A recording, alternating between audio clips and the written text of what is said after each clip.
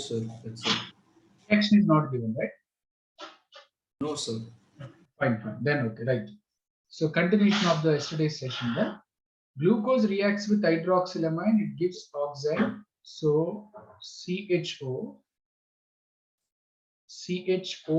4 times, CH2OH. If it react with hydroxylamine, NH2OH, then H2O can be removed. H2O can be removed as oxygen of CHO, H2 from here can be removed as water molecule. And then you will get CH double bond NOH, CH, just hold on, OH 4 times, CH2OH.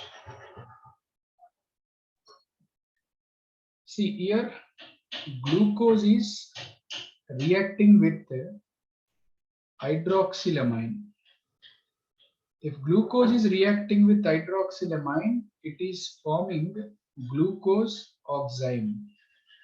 C double bond NOH type of compounds are said to be oximes. This reaction indicates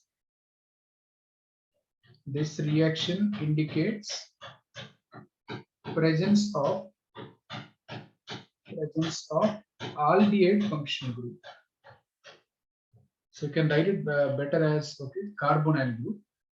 Later on we'll write it as aldehyde functional group. Presence of carbonyl group. Carbonyl means C double bond O. Either it may be aldehyde or ketone. Okay. This is second point. And third one, reaction with HCN, hydrogen cyanide. HCN means hydrogen cyanide. It is an example of nucleophilic addition reaction, children. It is an example of nucleophilic addition reaction. Aldehyde, allow me to write it like this, CHO connected with CHOH 4 times, connected with CH2OH, reacts with HCN, H plus and Cn minus. CO bond you can polarize like this. Now what will happen? HC double bond becomes single bond. OH, H plus can attack onto the O minus. Carbon is being connected to Cn. And then you will get here CHOH 4 times CH2OH. See, whenever glucose reacts with hydrogen cyanide, it forms glucose cyanohydrin. What it can form, children? Glucose cyanohydrin. This reaction also indicates the presence of carbonyl group. This reaction indicates the presence of carbonyl group. Indicates the presence of carbonyl group. Nucleophilic addition reaction is a characteristic reaction of carbonyl compounds. It is an example of nucleophilic addition reaction. Cyanide being a nucleophile, it is added to the carbonyl carbon. That reaction is called as nucleophilic addition reaction. Is it clear for you? Right? And when HCl is added to the glucose, it forms glucose cyanohydrin. This reaction indicates the presence of carbonyl group. That carbonyl group, either it may be aldehyde or ketone. It may be aldehyde or ketone, but as of now, we have not confirmed it as aldehyde. So far, it is confirming it as carbonyl group only. Right? Please copy it, everyone. Right? Now, reaction number 4. Reaction number 4. Reaction with the mild oxidizing agents. Reaction with the mild oxidizing agents. Mild oxidizing agents such as bromine water,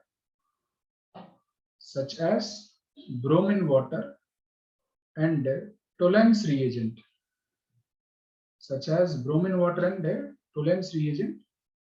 It is the complex formula of Tollens reagent. AgNH3 twice plus.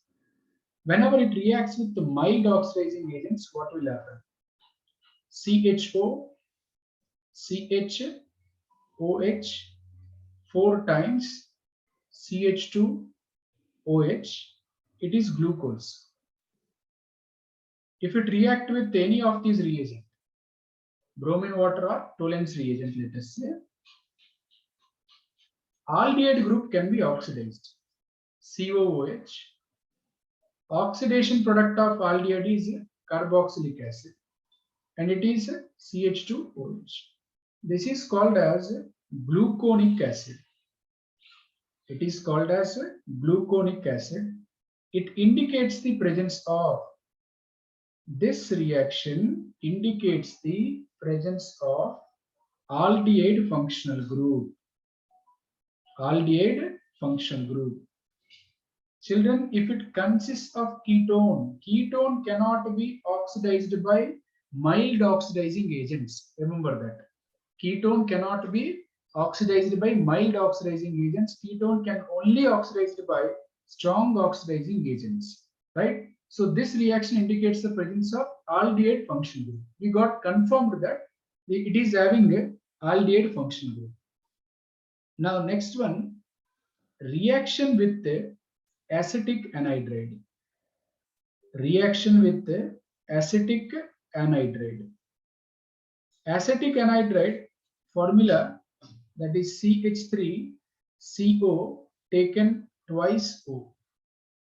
If glucose, that is CHO, CHOH 4 times, and then CH2OH. If it reacts with acetic anhydride, CH3CO twice O, and it forms glucose pentaacetate, CHOCOCH3 taken 4 times, and then it is CH2OCOCH3. So glucose, whenever it reacts with acetic anhydride, it forms glucose pentaacetate. It forms glucose pentaacetate. It indicates the presence of,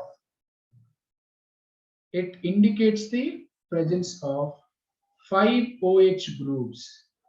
It indicates the presence of 5 OH groups. That's why it is forming glucose pentaacetate. Okay. So by that we can elucidate one by one, okay, structures also. One by one we can elucidate the structures. Reaction number 6, you can say that reaction with concentrated nitric acid.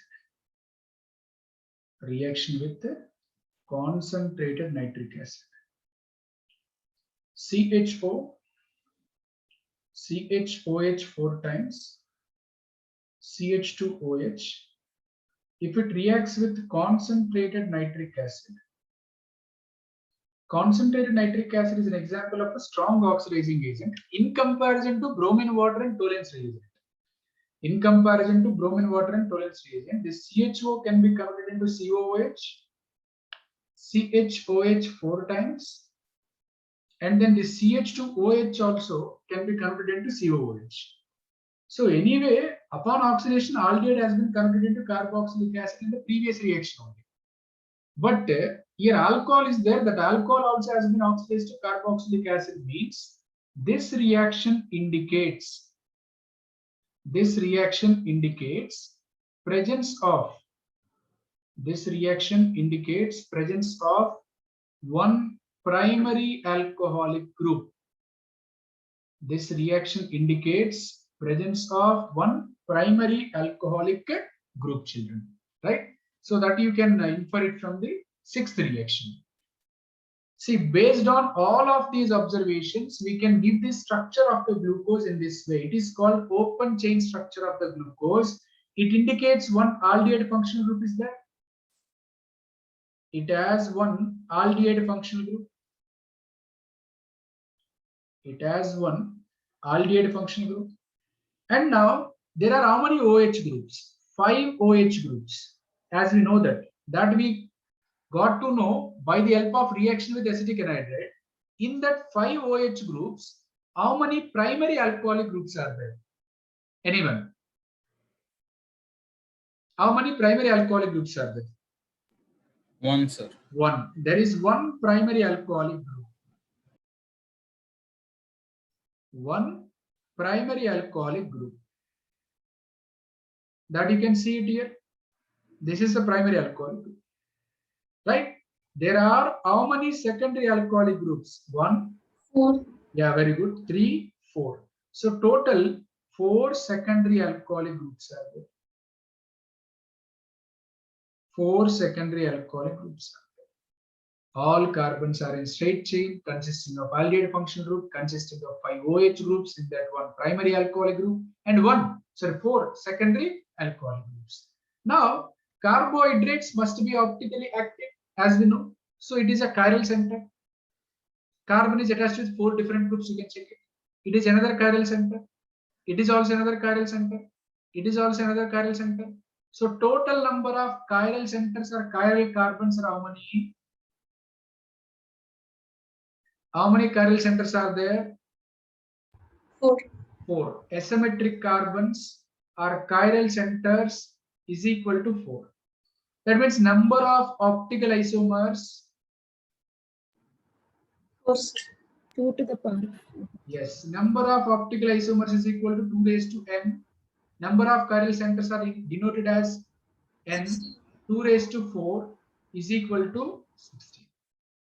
Is it clear for you? There are 16 optical isomers for the glucose.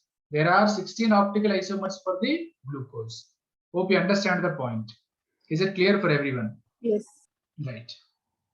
Configuration of glucose. So configuration of glucose, we can give it as relative configuration. Relative configuration can be given for glucose. Relative configuration, how can we give it? Based on one standard compound, right? One standard compound, we can give the relative configuration. Standard compound for relative configuration to be taken is glyceraldehyde. What is that? Glyceraldehyde. So glyceraldehyde is the standard compound can be taken to give the relative configuration. Glyceraldehyde is a 3-carbon carbohydrate. H, OH, CH2OH, and it is CHO, and it is CH2OH. And next, similarly, CHO, OH, H, CH2OH. If OH group is on the right hand side, then it is said to be D-glyceraldehyde. It is said to be D-glyceraldehyde. If OH group is on the left hand side, L-glyceraldehyde. L-glyceraldehyde. It's capital letter L. I repeat once again, capital letter D, capital letter L, which are nowhere related to small letter D, small letter L. Small letter D is dextrorotatory. Small letter L is levorotatory.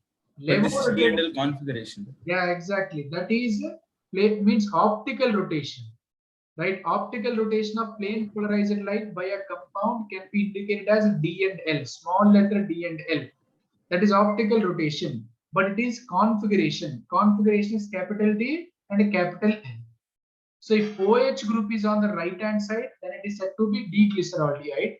If OH group is on the left hand side, L-glyceraldehyde. Hope it is clear, children. So based on this glyceraldehyde configuration, we can give the relative configuration for the glucose. Configuration of glucose can be given based on the glyceraldehyde configuration. How it can be done, that will be continued in the next session.